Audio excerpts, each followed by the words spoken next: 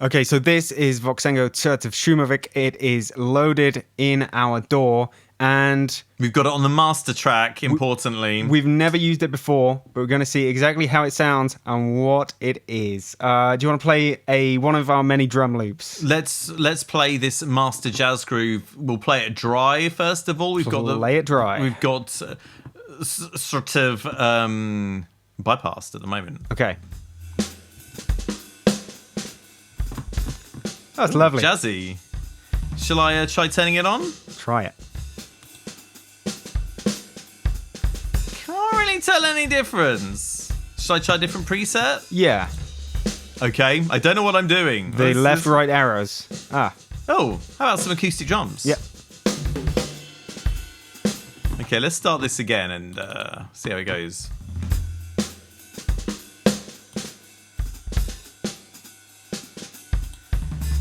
Getting anything, buddy? Should we try a different preset? Why don't you take the dry gain right down and put the wet gain the same? Oh, that's a good idea. That's very noisy and grainy. Yes. Do you know what this reminds me of? What?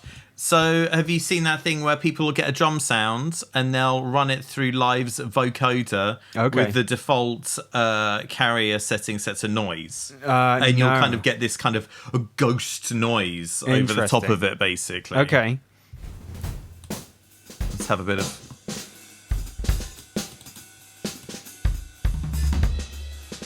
I mean, it's a subtle effect. It's not actually using a noise sample. It's using the sound that's actually going through it.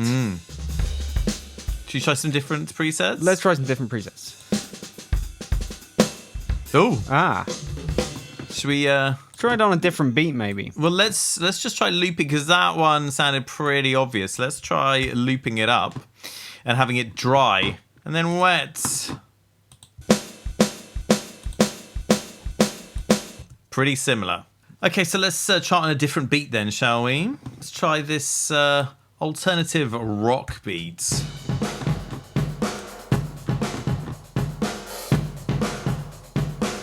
Switch it in, Timmy. Pretty subtle. Should I turn up the wet? Yeah. Oh. I can hear what it's doing, but I can't hear what it's doing when we slam it back in. Try a different setting. Yeah. This makes it a bit more banging, man. Bassline pad, well, that's not really what we're doing. Resynth. Slapping noise. Okay. I like the sound of. So let's... You've heard a lot of that in your time. Yeah, you know I have, baby. Here we go.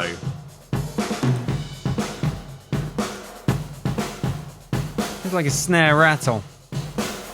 I mean, I can imagine practical uses for this, especially if you're working with tracked material rather than stuff that you're, constructing from samples or whatever. Should we have a go at this Motown beat, maybe? Let's try it on the Motown.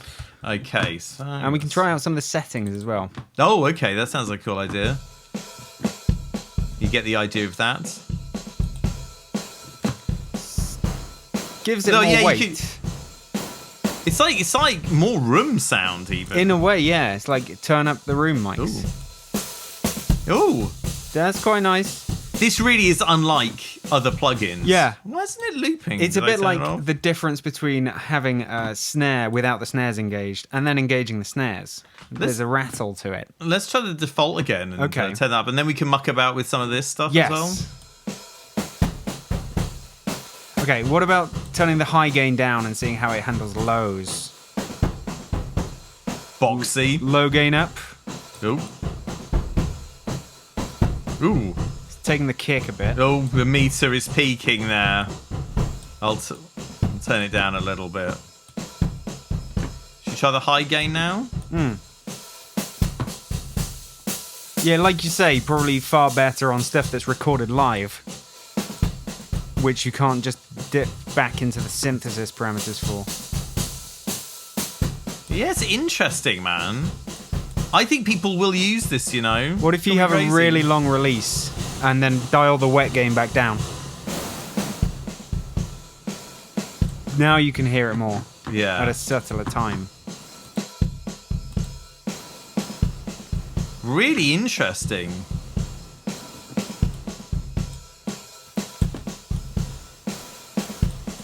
Shall we try it on some musical material?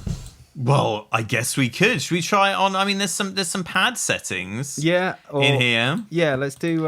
I think what they want is that it turns it into a pad. Oh, really? So what we've been using so far with the drums is a bit more noisy. But if you were to put a harmonic bass line through it, with a nice note to it, I think it would do some interesting stuff and sort of make it a bit paddy. So so what are we going to use to make our bass line? I mean, our bass line thing, buddy. Anything quick. Anything quick. Oh my god. I was like, okay. I'm going to go for Serum. And while you do that, I just want to share a bit of a theory here. If you were to put this on a bus and then turn the original sound down, or put it on an insert and turn just the wet gain on, it could be a very nice synth to pad generator.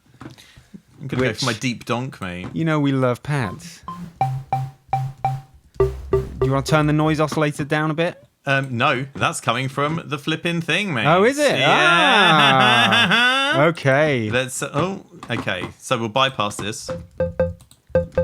So there we go. So like, shall I choose on the presets to start with, actually? Yes. So let's go for a smooth noise pad. Let's How do about it. that? Okay, so we have our original sound. Go away. And then with Voxengo.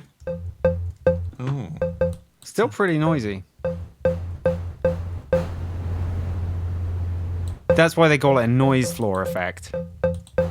I see what they've done there. Let's try some other stuff. Ooh.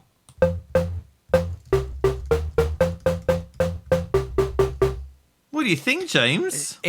I wouldn't have described it the way they describe it. I'd describe it as more, I'd say it's probably best on doing some subtle enhancement to transients. Although when we had the release turned way up, that was pretty cool. It feels more like it feels more like people are going to use this to affect the tail of stuff rather than the transients. I personally think.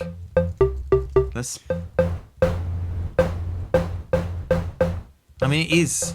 It's like it's adding noise, but it's a bit more sophisticated than that, isn't it? It sounds like there's some kind of resynthesis going on. To my untrained ears, let's say, if I put my untrained ears on, it sounds like it's adding noise. Yeah. However, I mean, maybe part of it is adding noise, but I got the impression that it's meant to sort of resynthesize what you put through it. Well, it sounds like it's just like kind of like, I don't know, just like adding a bunch of, harmonics in there. I mean, I think it works better on beats. Let's go back to the alternative rock beat, man. Okay. I was feeling that, man. Let's have a play with it. Let's actually choose one of the.